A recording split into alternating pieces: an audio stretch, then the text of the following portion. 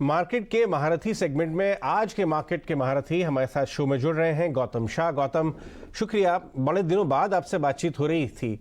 आप काफ़ी ज़्यादा ट्रैवल करके आए हैं। न्यूयॉर्क स्टॉक एक्सचेंज पे हमने आपकी तस्वीरें देखी, वहाँ पे आपने एक बहुत बड़ा नैस्डैक में ब्रेकआउट करवा दिया। तो अब आप यहाँ वापस आ गए हैं घूम फिर के। कहाँ घूम के आए हैं? अब यहाँ एक ब्रेकआउट करवाएंगे? Good morning Ajay ji. हाँ, पिछला एक महीना का एक्सपीरियंस तो काफी अच्छा रहा क्योंकि हम टेक्निकल एनालिसिस को सेलिब्रेट करने के एनवाईसी के फ्लोर पे थे। सीएमटी एसोसिएशन का 50th एनिवर्सरी था। सारे लेजेंड्स जो है टेक्निकल एनालिसिस के दुनिया भर से वो शामिल थे। तो काफी गजब का एक्सपीरियंस था। काफी लोगों से बात करने को मिला, काफी नई मेथड्स सीखने को मिला।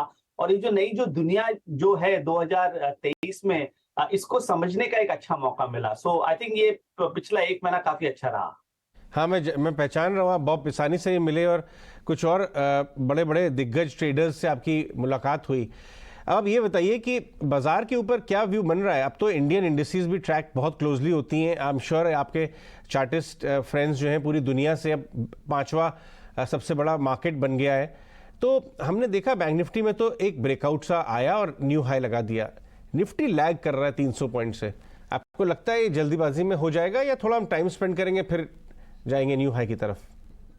अजय जी, निफ्टी पे आने से पहले मैं एक पॉइंट जरूर कहना चाहूंगा जो मैंने कॉन्फ्रेंस में एक मेरे हिसाब से बड़ा टेक अवे था। क्योंकि सबसे बड़ा डिबेट अभी ये हो रहा है कि आप ट्रेडिशनल टेक्निकल एनालिसिस को आज की दुनिया में भी फॉलो कर सकते हैं, और जिस तरह का जो एआई और एल्गोस का जो इम्पैक्ट हो गया आजकल के मार्केट में, ये चार्ट्स को कैसे डिस्टर्ब कर रहा है। तो आई थिंक मेरा ये मानना है कि क्योंकि टेक्निकल एनालिसिस को आपको सिंपल रखना चाहिए, बट फिर भी आज की दुनिया में आपको कुछ नए मेथड्स यूज करने पड़ेंगे, चाहे वो ब्रेथ हो, सेंटिमेंट हो, आरआरजी हो, टॉम डीमार्क मेथड्स हो। ये सब नाम आपके काफी व्यूअर्स सुने नहीं होंगे, बट अमेरिका में काफी लोग इसको यूज कर रहे हैं और धीरे धीरे ये इंडिया में आ रहा है। तो मेरा यही मानना है कि ओल्ड वर्ल्ड और न्यू वर्ल्ड को ब्लेंड करके चलना पड़ेगा अगर आपको इस मार्केट के ऊपर रहना है। Now coming to the Nifty, देखिए निफ्टी पिछले 18 महीनों से एक पेंडुलम में रहा है। क्योंकि जब वो चलता है तो ऐसा चलता है कि लगता है कि अब रुकेगा ही नहीं, और जब वो गिरता है तो ऐसा लगता है कि चलो अब तो सब खत्म हो गया, क्योंकि अमेरिका में रिसेशन है, जियोपॉलिटिकल फैक्टर्स, सारे फैक्टर्स आते रहते थे।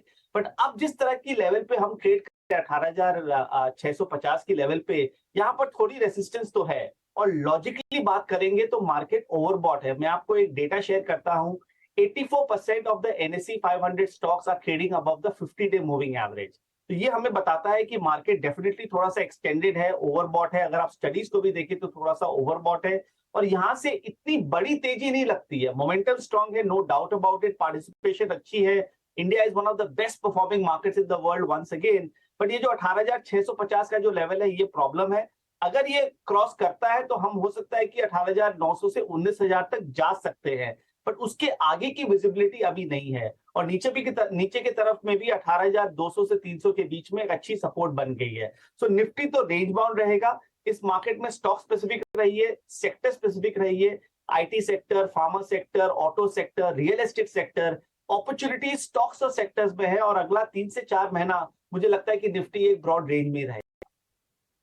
ठीक है, चलिए कुछ खास शेयर्स के बारे में बात करते हैं, क्योंकि वहां से मालूम चलेगा कि स्पेसिफिक अपॉर्चुनिटीज कहां पे हैं। निफ्टी बैंक निफ्टी का व्यू तो आपने दे दिया। मैं आपसे आईटीसी से बातचीत शुरू करना चाहूंगा, क्योंकि ये एक इंडेक्स स्टॉक है जो अपने 52 वीक हाई को हिट कर रहा है बार बार, और जब से 400 क्रॉस किया है तो वो हर डिप में जो है ना बाय आ रही है, और अभी 450 के करीब पहुंच गया है। आप इसके चार्ट्स कैसे देखते हैं? देखिए, ये ऐसा स्टॉक है जो हम 1.5 साल पहले 200-220 के बारे में बात करते थे, और वहां पर उस समय उस स्टॉक के बारे में कितनी जोक्स होती थी कि ये कब चलेगा, क्यों चलेगा, कैसे चलेगा। और ये इंडेक्स स्टॉक है जो अब 2.5 टाइम्स इन वैल्यू हो गया है। थोड़ा सा एक्सटेंडेड है, but there is no reason for an investor to sell at these levels. तो मेरा ये मानना है कि आप एफएमसीजी और आईटीसी में बने रहिए। इसमें और बड़ी तेजी आएगी। 500 से 550 तक ये मीडियम टर्म तक जा सकता है। बट अगर आप एक इन्वेस्टर है जो इस लेवल्स पे खरीदना चाहते हैं, मेरा ये मानना है कि रिस्क रिवॉर्ड अच्छी नहीं है। तो अगर आपका लिया हुआ है तो रख के रखिए, और अगर नहीं लिया हुआ है तो दूसरे सेक्टर्स में कॉन्सेंट्रेट कीजिए। और हमारा अभी टॉप पिक हो रहा है इंफॉर्मेशन टेक्नोलॉजी। तो जिस तरह की नैस्डैक में रैली आई, नैस्डैक के स्टॉक्स में रैली आई और आउट परफॉर्मेंस रही है, और जिस तरह से धीरे धीरे आईटी स्टॉक्स यहाँ से अभी चले हैं पिछले एक महीना में, मुझे लग रहा है कि एक बहुत बड़ी ट्रेंड आईटी में अगले 3 से 6 महीने में आएगी, तो वहां पर इन्वेस्ट कीजिए। दोबारा लेते हैं इस बात, आईटी पे आपका कॉन्ट्रा बाय आ रहा है, ये बहुत बहुत डिफरेंशिएटेड व्यू है, बहुत अलग व्यू दे रहे हैं आप, क्योंकि अच्छा और दोनों साइड ऑफ द मार्केट के बारे में बताइए। एक तो Infosys, HCL Tech, Tech Mahindra, Wipro वाला पॉकेट, और दूसरा केपीआईटी परसिस्टेंट, यहाँ काफी ज्यादा बाजार की रुचि बनना शुरू हो गई है, बट बड़ा पॉकेट अभी भी थोड़ा सा लैकलस्टर है। आप इस पे कॉन्ट्रा व्यू क्यों ले रहे हैं लॉन्ग? देखिए, हम गोल्डीलॉक्स पे कस्टम इंडेक्सेस काफी देखते हैं जो एनएसई नहीं देता है, और उस कस्टम इंडेक्सेस बना के हमें ये पता चलता है कि कहां पर अच्छी थीम है। तो अगर आप मिड कैप और स्मॉल कैप का आईटी इंडेक्स का एक कस्टम इंडेक्स बनाएंगे तो आपको दिखेगा कि वहां बहुत बड़ी थीम है। अगर आप परसिस्टेंट को देखिए, साइंट को देखिए, केपिट कमिंस को देखिए, सब अपने 52 वीक हाइज या लाइफ टाइम हाइज पे चल रहे हैं और अभी भी ट्रेंड काफी स्ट्रांग है। और वही आप लार्ज कैप आईटी इंडेक्स को देखते हैं तो वो अपने 52 वीक लो के पास है। तो एक काफी बड़ा डिस्कनेक्ट रहा है पिछले 6 महीनों में। तो मिड कैप आईटी में तो तेजी बनी रहेगी और अपसाइड मिलेंगे, नए नए स्टॉक्स अब चलना यहाँ से चालू करेंगे। लार्ज कैप आईटी जो मुझे लगता है कि पिछले 1.5 साल से कंसोलिडेशन करेक्टिव फेज में रहा है, जो पिछले 6 महीने में जो हुआ है वो एक टाइम करेक्शन था। सारे नेगेटिव्स ऑलरेडी प्राइस में है और लग रहा है कि जिस तरह से नैस्डैक में जो स्ट्रेंथ है और जिस तरह का कोरिलेशन है, आई थिंक यहाँ से अपसाइड होना ज्यादा सेंस बनता है। और आपको ये भी समझना पड़ेगा कि 18,600 के इंडेक्स पे रिस्क रिवॉर्ड उतनी अच्छी नहीं है काफी स्टॉक्स और सेक्टर्स में। तो आईटी में मुझे रिस्क रिवॉर्ड काफी अच्छी लगती है। यहाँ से मुझे लगता है कि 15 से 20% की तेजी इंडेक्स पे आ सकती है, स्टॉक्स में भी उतनी बड़ी तेजी आएगी। तो हमें TCS, HCL Tech, Tech Mahindra, Wipro और फाइनली इन्फोसिस, सारे स्टॉक्स अच्छे लगते हैं और आपके व्यूअर्स और इन्वेस्टर्स को इसमें पोजीशन बनानी चाहिए।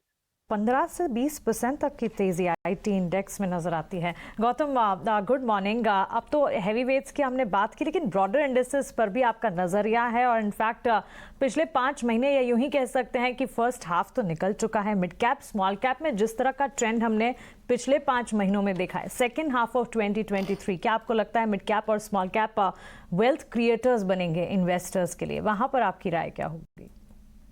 देखिए, मैं कुछ हद तक तो सरप्राइज हूँ जिस तरह का स्ट्रेंथ हमने देखा पिछले 1-1.5 महीनों में। Mid cap index, NSC mid cap 100 index lifetime highs पे चल रहा है। आई मीन उससे बड़ी बात क्या हो सकती है कि जो क्वालिटी स्टॉक्स है, जो ए ग्रेड स्टॉक्स है मिड कैप्स में, उन्होंने अच्छा स्ट्रेंथ दिखाया। बट वही अगर आप बी और सी और डी ग्रेड स्टॉक्स में जाते हैं, मिड कैप और स्मॉल कैप स्पेस में, वहां पर स्ट्रेंथ नहीं है। तो अभी जो भी तेजी आई है पिछले 3 से 6 महीनों में, वो ए ग्रेड स्टॉक्स में आई है। मुझे ये तेजी लगती है कि बनेगी, क्योंकि अगर आप वर्ल्ड मार्केट्स को देखें, यूएस मार्केट को देख लीजिए नैस्डैक को हटा के, यूरोपियन मार्केट्स को देख लीजिए, एशियन मार्केट को देख लीजिए, ग्लोबली इक्विटी मार्केट्स में कोई इतनी बड़ी तेजी है नहीं। इंडियन मार्केट्स ने काफी अच्छा किया पिछले 2-3 महीनों में, पर मुझे लग रहा नहीं है कि अभी इतना कोई एमुनेशन है कि इंडियन मार्केट्स 19,000 को आराम से क्रॉस कर जाएगा। तो ब्रॉडली आप 18,000 से 19,000 का रेंज पकड़िए निफ्टी में, पर जो रियल मनी जो बनेगी, रियल रिटर्न जो आएगी, वो मिड कैप्स और स्मॉल कैप्स में है। इनफैक्ट स्मॉल कैप इंडेक्स तो अभी भी 15% दूर है अपने लाइफ टाइम हाई से। सो इन दो सेक्टर्स में स्टॉक पिकिंग कीजिए, क्वालिटी स्टॉक्स को लीजिए, बने रहिए। आई थिंक इसमें बड़ी अपॉर्चुनिटी है अगले 3 से 6 महीनों के लिए। गौतम, आपकी रिपोर्ट्स के अंदर एल्केम लैब का भी एक जिक्र हो रहा है और आप उसमें जो टारगेट दे रहे हैं वो 4,070 रुपये तक है। ये एल्केम लैब अभी भी आपके पास पोजीशन है या फिर आपने सर काट दी है ये? नहीं, देखिए, हमने इसमें पार्शियल प्रॉफिट बुकिंग किया है, बट हमें ये स्ट्रक्चरल स्टोरी काफी अच्छी लगती है। फार्मा सेक्टर नीचे की तरफ काफी ओवरडन था और जिस तरह का टर्न अराउंड हमने देखा है, ग्लेनमार्क को देख लीजिए, एल्केम देख लीजिए, डीवीज लैब का टर्न अराउंड देखिए, डॉक्टर रेड्डीज देखिए, सिप्ला अब टर्न अराउंड कर रहा है। तो फार्मा मुझे लग रहा है कि एक बड़ी थीम है आईटी और फार्मा, इसीलिए हम काफी बुलिश है और इस लेवल्स पे रिस्क रिवॉर्ड काफी अच्छी है। और एल्केम एक इकलौता फार्मा स्टॉक है जो खराब टाइम में ज्यादा गिरा नहीं और फंडामेंटल्स इसके काफी अच्छे हैं, चार्ट्स तो काफी अच्छे हैं ही। तो लग रहा है कि अगर फार्मा इंडेक्स में और अगर तेजी आती है, I think it will be led by Alkem labs. तो यहाँ से 4,000 का लेवल जरूर आ सकता है। गौतम, आपने फार्मा की बात की, मैं एक और सवाल आपसे फार्मा में पूछना चाहूंगा। हमने देखा कि लुपिन ने इस क्वार्टरली रिजल्ट में बड़ी अच्छी तेजी की कमेंट्री दी है। लुपिन चलना भी चालू हो गया है। ये वो स्टॉक है जिसमें बहुत बड़े बड़े दिग्गज इन्वेस्टर इन्वेस्टेड तो हैं, लेकिन लंबे समय में वैल्यू डिस्ट्रॉय हुआ है। कुछ और नाम, लॉरस लैब हो गया, आप शिल्पा मेडिकेयर हो गया, मिड कैप स्टॉक्स में फार्मा में बड़ा डैमेज हुआ है पिछले कुछ दिनों में। कुछ और ये नाम अगर आपने अपने चार्ट्स पे बता सकें कि Lupin, Shilpa Medicare, Laurus labs, क्या इनमें भी एक रिकवरी का केस बन रहा है? टू बी ऑनेस्ट मैं इन शेयरों से डरता हूँ थोड़ा सा, क्योंकि जिस तरह की वेल्थ डिस्ट्रक्शन रही है पिछले 1-1.5 सालों में, ये सब स्टॉक्स 60-60, 70% गिर गए। तो इसमें फंडामेंटल्स की क्या वैल्यू है? देखिए, मैं एज ए टेक्नीशियन मैं समझ नहीं पाता कि कोई अगर फंडामेंटली साउंड कंपनी है तो वो 70% कैसे गिर सकता है। तो as a chartist I am very happy in my space, क्योंकि मैं उन स्टॉक्स को देखता हूं जहां पर रिलेटिव स्ट्रेंथ है। तो इसीलिए मैंने जो 3-4 नाम बताए, मुझे तो ज्यादा कॉन्फिडेंस उसमें है। मिड कैप फार्मा में अभी मत जाइए, क्योंकि जब टर्न अराउंड कोई सेक्टर में आता है, generally the biggest beneficiaries is the top stocks. उसके बाद धीरे धीरे मिड कैप में मूवमेंट आती है, तो उतना रिस्क मत लीजिए, large cap pharma, quality pharma में रहिए। ये रियल एस्टेट स्टॉक्स में काफी मोमेंटम आना शुरू हो गया गौतम। मैक्रोटेक ले लीजिए और दूसरे नाम भी। रियल एस्टेट में आपके टॉप पिक्स कौन से होंगे? देखिए, रियल एस्टेट में पिछले 18 महीनों से हमारा 2 ही पिक रहा है, वो है डीएलएफ और ओबरॉय रियलिटी। ये हमारे लॉन्ग टर्म पिक्स रहे हैं और मुझे अभी भी लग रहा है कि इसमें बहुत बड़ी तेजी आएगी। डीएलएफ में 1.5 साल पहले 10 साल का ब्रेकआउट हुआ था, जो मैंने आपके चैनल पे भी कहा था। उसके बाद इसमें इतनी अच्छी मूवमेंट आई, आज भी 480 के लेवल के आसपास चल रहा है। And I think this is the tip of the iceberg, क्योंकि जिस तरह की इंडिया स्टोरी अब रियल एस्टेट और इंफ्रास्ट्रक्चर में बन रही है, ये जो टॉप स्टॉक्स है इसमें काफी बड़ी तेजी आ सकती है। तो हर डिप में लीजिए, don't by at a single price. Market में वॉलेटिलिटी मिलेगी, तो डीएलएफ, ओबरॉय रियलिटी और बैंगलोर रियल एस्टेट में प्रेस्टीज और ब्रिगेड, आई थिंक ये चारों स्टॉक्स हमें अच्छे लगते हैं। बाकी के रियल एस्टेट स्टॉक्स अब धीरे धीरे चलना चालू होंगे, but stick to the top names. इस मार्केट का भी मंत्र यही है कि आप टॉप नेम्स में रहिए, वहीं पैसा बनेगा। गौतम, आपके प्रिफर्ड सेक्टर्स की लिस्ट में ऑटोमोबाइल सेक्टर भी है और ये बात तो तय है कि इस वक्त मार्केट काफी थीम स्पेसिफिक हो चुका है।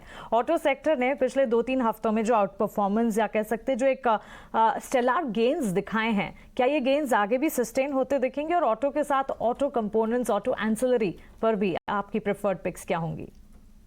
मुझे लगता है, क्योंकि चार्ट्स काफी अच्छे हैं, अगर आप डेली, वीकली या मंथली चार्ट्स को देखें और मूवमेंट देखिए, आप बजाज ऑटो देखिए, 1.5 साल से वो स्टॉक एक रेंज में सो रहा था, सडनली वो जाग गया है और इतनी अच्छी मूवमेंट आई है बजाज ऑटो में। टाटा मोटर्स, हम इसे ईवी थीम का प्रॉक्सी मानते हैं, 1.5 साल से ये अंडर परफॉर्म किया और पिछले 3 महीने में जिस तरह की मूवमेंट है, आई थिंक इसमें भी चार्ट्स काफी अच्छे हो गए हैं। एमएनएम और मारुति तो अच्छा लगता ही है। मारुति मुझे लगता है कि अब 5 फिगर्स और उसके बियॉन्ड अच्छा से चला जाएगा। सो ऑटो एक बड़ी थीम लग रही है और चार्ट्स अच्छे हो गए हैं। हमारा medium term target auto index का है 15,000 और 16,500, और जो मैंने 3-4 नाम बताए हैं उसमें कभी भी कुछ भी डिप आता है तो उसमें बने रहिए। अगेन, इसमें भी आप अशोक लेलैंड या हीरो मोटो की तरफ मत जाइए, वहां पर अभी भी अंडर परफॉर्मेंस दिख रही है, पर जो बाकी के 3-4 नाम मैंने कहा वहां पर अच्छी तेजी लगती है। ठीक है गौतम, अभी आपने ज़्यादातर अच्छे शेयर्स के बारे में चर्चा की है। कुछ ऐसे स्टॉक्स भी हैं जहां पर आपको लग रहा है फटीक आ चुकी है, थोड़ी थकावट होगी और शेयर थोड़े क्रैक दिखाएंगे, जो थोड़े थक गए हैं?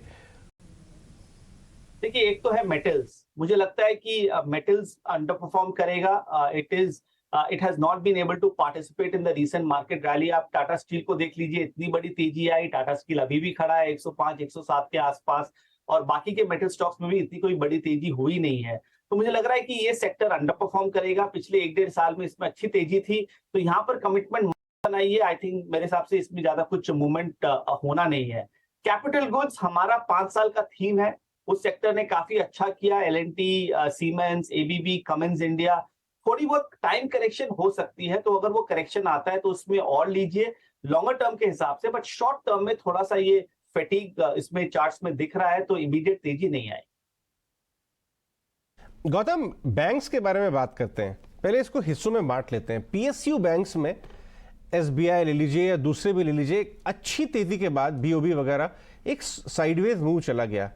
पहले पीएसयू बैंक से बताएं, जो टॉप 3-4 नाम है, बीओबी, एसबीआई, कैन बैंक, क्या इनके अंदर वापस से एंट्री का समय आ रहा है? क्या एक दूसरा राउंड शुरू होगा या आप अवॉइड करेंगे और आप प्राइवेट सेक्टर लीडर्स के साथ ही रुकना चाहेंगे? पीएसयू बैंक से एक थीम तो है, नो डाउट अबाउट इट। जिस तरह का आउट परफॉर्मेंस एसबीआई का रहा है पिछले 6 से 9 महीनों में, मुझे लग रहा है कि ये कंटिन्यू करेगा और एसबीआई यहां से भी 20% का रिटर्न आपको दे सकता है।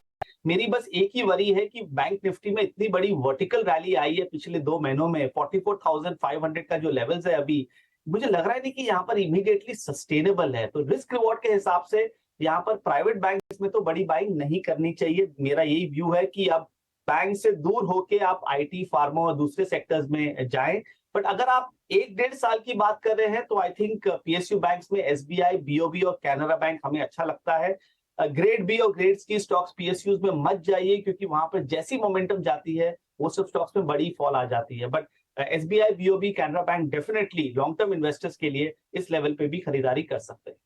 गौतम, क्यूएसआर थीम पर भी आपका आउटलुक है, ये भी हम समझना चाहेंगे, क्योंकि इन दिनों ये थीम काफ़ी ज़्यादा बातचीत में है। ब्रोकरेजेस के भी रेडार पर क्विक सर्विस रेस्टोरेंट प्लेस लगातार नजर आते हैं और इन स्टॉक्स में भी हम देख रहे हैं काफ़ी ज़्यादा मूवमेंट्स भी देखने को मिले हैं। क्या आपको लगता है कि यहाँ पर मीडियम टर्म अप ट्रेंड जो है वो इमर्ज हो रहा है और आने वाले दिनों में एक स्ट्रक्चरल अप ट्रेंड की तरफ ये थीम बढ़ता दिखेगा? देखिए, 1-1.5 साल पहले जब हम कोविड वेव 2 और वेव 3 की बात करते थे तो उस समय अनलॉक ट्रेड एक बहुत बड़ा पॉपुलर थीम चलता था, और वो थीम काफी चला है कि मुझे लगता है कि कोविड जो हुआ था एक ब्लैक स्वान इवेंट था। तो ये जो अनलॉक ट्रेड के जो होटल स्टॉक्स थे, क्यूएसआर स्टॉक्स थे, इन्हें पता ही नहीं था कि कैसे रिएक्ट करना है, तो ये पहले गिर गए थे। और अब थैंकफुली जिस तरह से कोविड निकला है हमारे देश से और हमारी दुनिया से, आई थिंक ये क्यूएसआर और जो पूरा अनलॉक थीम है काफी अच्छा कर रहा है। इसमें हमारा फेवरेट तो देखिए इंडियन होटल्स रहा है ऑल अलोंग, और मुझे लगता है कि ये स्टॉक यहाँ से भी अच्छा करेगा। बट अगर आप क्यूएसआर की बात करें तो Devyani International, Sapphire Foods, Jubilant Foods, I think ये काफी अच्छी थीम्स है। मुझे लग रहा है कि ये सॉलिड ब्रांड्स है जो हम डेली बेसिस पे यूज करते हैं। इंडिया स्टोरी कहीं गया नहीं है, ये इंडिया कंजम्पशन स्टोरी के नए प्रॉक्सीज हैं, और मुझे यहाँ पर इन 2-3 शेयरों में काफी बड़ी थीम लगती है। तो unlock trade in general including QSR, I think is a big theme for the next 1.5 years. Gautam, आपको याद होगा पिछले 1-1.5 साल से डिफेंस और रेलवे स्टॉक्स में बाहर से आई हुई है। अब एक डिबेट मार्केट के अंदर वापस से शुरू हो गया है कि ये रेलवे स्टॉक्स और डिफेंस वाले स्टॉक्स और चलेंगे या फिर इनमें प्रॉफिट बुक कर लेना चाहिए।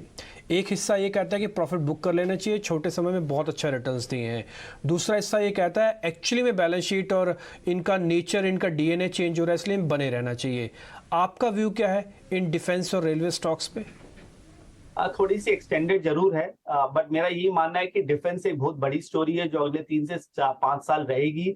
तो अगर आपने लोअर लेवल्स पे डिफेंस स्टॉक्स लिया है तो आई थिंक उसमें बने रहिए, उसमें और तेजी मिलेगी। शॉर्ट टर्म में कुछ करेक्शंस हो सकते हैं। रेलवे मुझे उतना समझ में नहीं आता है, आई थिंक एक मोमेंटम थीम है। देखिए, कोई भी थीम को समझने के लिए ये देखना पड़ेगा कि वो स्ट्रक्चरल है कि सीजनल है। तो मुझे लगता है कि defence is a structural theme and railway is more of a seasonal theme. तो वहां पर अगर पैसे बन रहे हैं तो वहां पर पैसे ले लेने चाहिए और डिफेंस में बने रहने चाहिए।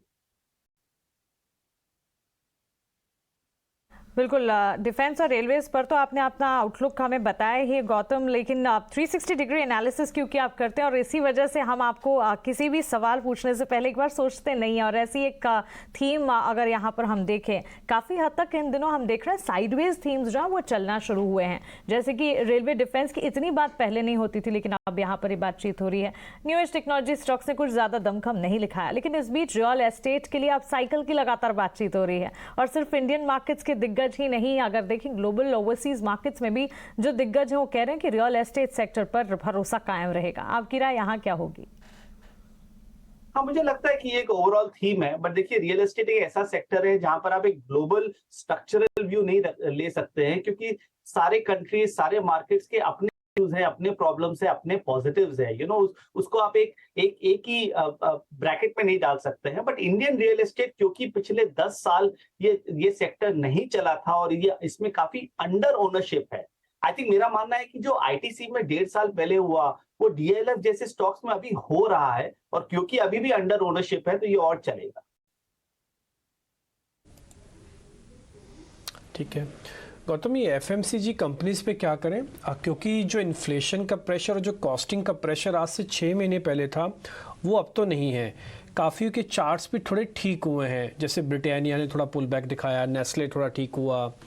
आप इसमें कोई ऐसा शेयर देख पा रहे हैं? जैसे मैरिको डाबर भी थोड़े एक्टिव हुए हैं पिछले लास्ट 10-15 दिनों में। नहीं, देखिए एफएमसीजी सेक्टर में अगर आप आईटीसी को निकाल दें तो सेक्टर अंडर परफॉर्मर है। इतनी बड़ी वेटेज है आईटीसी की, तो ये सेक्टर को एक सिंगल हैंडेडली ऊपर ले जा रहा है।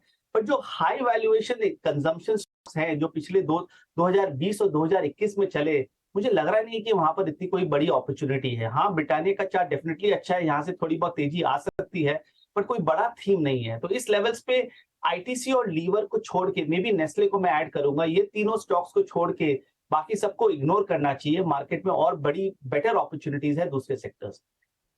That was like a market roundup. Thank you so much हमारे साथ जुड़ने के लिए और बाजार पर अपना नजरिया विस्तार से हमारे साथ शेयर करने के लिए। Have a nice day to you. Thank you.